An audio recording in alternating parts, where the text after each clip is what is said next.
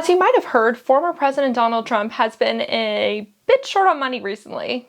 Something about like a lot of lawsuits or something. So in addition to selling playing cards and a Bible, he decided to hold a meeting or two with some big oil execs to casually ask for $1 billion to help with his campaign costs in exchange for substantial tax breaks and regulation overhauls. Climate change who? Hey y'all, it's Becky here from the Beckosphere, where we talk about the climate crisis and clean energy transition. If those sound like interesting topics to you, hit that subscribe button below and ring the bell so you don't miss every time I post. On a warm April evening, let's set the tone. Presidential hopeful Donald Trump was joined by more than 20 executives from big oil companies like Chevron, Exxon, and Occidental Petroleum for a campaign dinner at the Mar-a-Lago Club. Individuals familiar with the matter told the Washington Post that during the event, oil execs lamented about the burdensome environmental regulations President Biden has put in place. It seemed to them that the $400 million that they spent to lobby for Biden's favor hadn't given them as much bang for their buck as they hoped. Trump quickly eased the poor rich tycoons' worries, vowing to undo Biden's climate and clean energy policies as soon as he got back into the White House. All it would take is $1 billion in campaign funds. Let me quickly look up the definition of quid pro quo. Favor or advantage granted or expected in return for something. That's what that is. And I'm not the only one who thinks that. Senate Budget Chair Sheldon Whitehouse, a Democrat of Rhode Island, and Senate Finance Chair Ron Wyden, a Democrat of Oregon, sent letters to the companies and the American Petroleum Institute after hearing about Trump's dinner to ask them if they discussed any industry benefits in exchange for financial cooperation. It would be a pretty sweet deal for the fossil fuel companies if they agreed to Trump's offer, and last month it was reported that big oil executives attended a Trump campaign fundraising event in Houston that cost each person $250,000 to attend. You know, an event totally meant for laymen. This was obviously not an event that was marketed to working class or ordinary Americans, but specifically to oil tycoons. At that very fundraiser, Trump promised the big oil executives in the room more drilling and even fewer regulations.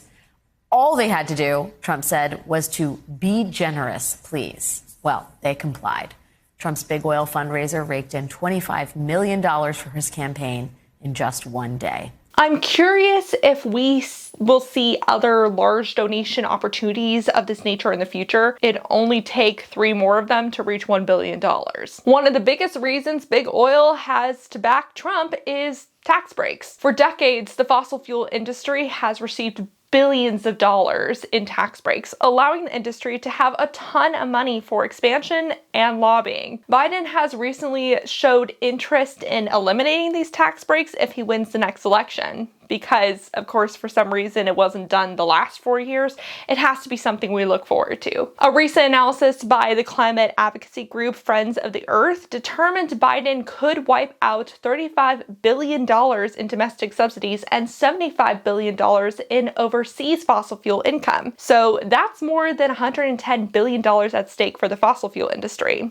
Suddenly, $1 billion doesn't sound like much. Even though that'd probably be enough to entice big oil to give Trump the $1 billion, Trump cannot stop promising them more. Let's take a close look at what else Trump has allegedly promised the fossil fuel industry if he wins this November. So during the Mar-a-Lago dinner, Trump promised to scrap many of the environmental rules Biden has put in place. For the record, Biden has finalized more than 100 regulations that conserve the environment or reduce air pollution, greenhouse gas emissions, or toxic chemicals. About 27 of them focused on undoing previous measures Trump put in place to benefit the fossil fuel industry, and an additional 14 further blocked the industry from doing certain things like pollute more heavily or drill in sensitive ecosystems. That being said, big oil has thrived from the Biden presidency overall. The US is currently the #1 exporter of liquefied natural gas, or LNG, in the world. Biden has only recently frozen the construction of more LNG exports, but we're already shipping out 13 billion barrels a day. Side note, but shipping LNG is even more energy intensive than piping it because it needs to be super cool to be transported across the ocean. As a result, US LNG facility emissions have increased by 81% since 2019 due to shipping the methane gas to Europe to make up for the loss of Russian gas supplies. Actually, a month after Biden froze LNG export terminal expansion plans, a report by the Institute for Policy Integrity at New York University School of Law came out calculating the cost of expanding the industry based on what effect it would have on the domestic prices and climate impacts. My source list is always linked in the description if you want to look at their methodology, but they draw on the findings from the Department of Energy, so that's where they get their numbers from. The report determined that, quote, the climate costs of each unit of exported LNG would be roughly 10 times higher than its economic benefits. In other words, if just 10% of the greenhouse gas emissions from LNG exports are emissions that wouldn't have occurred without these exports, then the cost exceeds the benefits. So maybe we should listen to the International Energy Agency and the Intergovernmental Panel on Climate Change when they said a couple years ago that we should not expand fossil fuel operations anymore, nor do we need to complete the clean energy transition. There was even a more recent study that said the exact same thing. So it's reiterated. So of course, Trump allegedly reassured the fossil fuel execs that he would undo the LNG expansion freeze if he gets back into office. He also reportedly said that he'd kill all policies that push for electric vehicle adoption, demolish the US offshore wind industry, and remove regulations designed to reduce methane leaking from fossil fuel infrastructure. Methane, by the way, is 84 times better at keeping in heat than CO2, though it doesn't last in the atmosphere for as long, which makes it one of the lowest hanging fruits for reducing global warming now. Most methane emissions come from leaking fossil fuel infrastructure and cow farts. But wait, there's more. That's right, he promised more than what I've already said. Trump also allegedly promised big oil to get the Federal Trade Commission off their backs for alleged price fixing and recent mergers. Trump wants to fast track the merging deal. This is something that we're going to talk about the whole FTC and price fixing thing in the next video, so make sure you're subscribed. The former president can't wait to turn the Interior Department and other environmental agencies like the Environmental Protection Agency, the National Oceanic and Atmospheric Administration, and the Department of Energy into ghosts of themselves. The environmental agencies have stopped doing, they stop you from doing business in this country. Who needs reliable weather monitoring when you have Trump with a Sharpie? Ha! But how much harm could Trump actually do to these agencies? He can do a lot if Republicans have a majority in Congress because Congress ratified these agencies. A president alone can't exactly wipe agencies off the face of the earth. This is why the congressional elections that we're also seeing this November matter a lot. Please vote. But Trump can still do quite a bit of damage through who he appoints as agency heads and through executive orders. For example, he could appoint fossil fuel sympathizers to lead the EPA, DOE, and Interior again and change their priorities away from prioritizing clean energy and environmental justice. Trump could also try to implement an executive order like Schedule F, which he actually passed right before he left the office in 2020. Schedule F turned tens of thousands of federal employees into at-will workers, which can more easily get replaced. What's genuinely terrifying is how much more organized a second Trump presidency would be thanks to Project 2025, a 900-page plan written by the conservative and climate change denying think tank Heritage Foundation. Of course, a major funder for the foundation is Charles Koch. The goal of Project 2025, which could, by the way, be a whole video on its own, is to push forward a lot of agenda items we've already been seeing from right-wingers. Basically encourage the integration of church and state, expand fossil fuels, and dismantle the federal government as much as possible.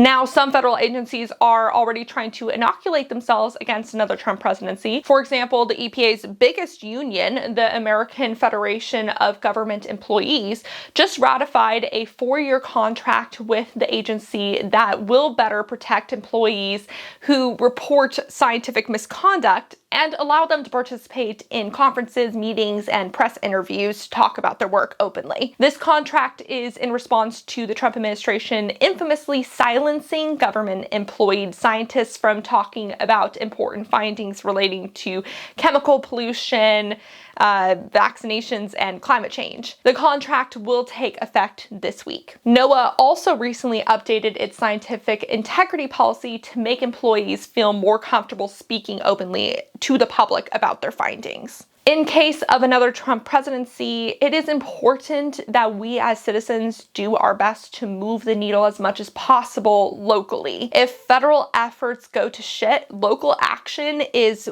all we've got. I recognize that this is not easy everywhere, with many red states preventing cities from blocking gas infrastructure for new construction, for example. But there is a growing number of climate action and policy groups around the nation that are making a difference. And the number of cities and businesses with climate action plans has grown exponentially in just the last decade. So my little call to action for everybody, my lovely Beck experience, which has grown recently, thank you so much, is to see if your city has a climate action plan. If it does, keep it at the top of the city's priority list to implement. And if it doesn't, then get involved with your local climate action groups to push for one to be developed. It's up to us to make a fuss about them. So let me know what you think of all that I've shared. It's genuinely terrifying, not even gonna lie. It's hard to stay hopeful when you're seeing news like this and you're also hearing people be like, when Trump gets elected, it's not a given. Let's stop treating it like it's a given, and please make sure that all your friends and family that, you know, care about the climate and care about a lot of issues relating to just life, vote so that it's not a given, you know?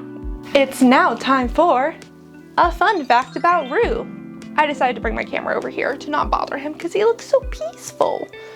A lot of times he's just right there. So, you know, he's just on his little rocking chair right nearby. So a fun fact about Rue that he does not find to be a very fun fact is that recently his second cousin, a fellow boy cat named Tom, moved into the house with us.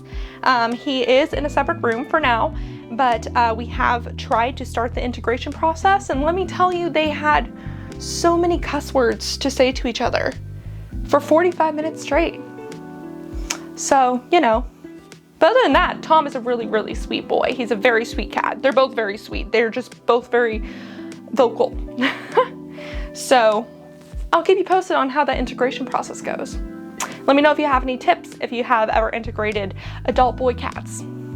And that was a fun fact about Rue. Until next time, remember to talk about the climate crisis every single day and to support your local news and environmental organizations. Thank you to the people on Patreon who help support me and my fur baby Rue. A special shout out to the climate confident and courageous David H., Paul B., Phil Plasma, Dan Morton, Specker, Breezy, Deanne, Kevin Morton, SKP Joe's Coursegold, and Gary Stark. I greatly appreciate your support of $5 or more. If you would like to support the work I do, please check out the Patreon and buy me a coffee, links in the description below for reoccurring or one-time payments. Bye for now. Shh.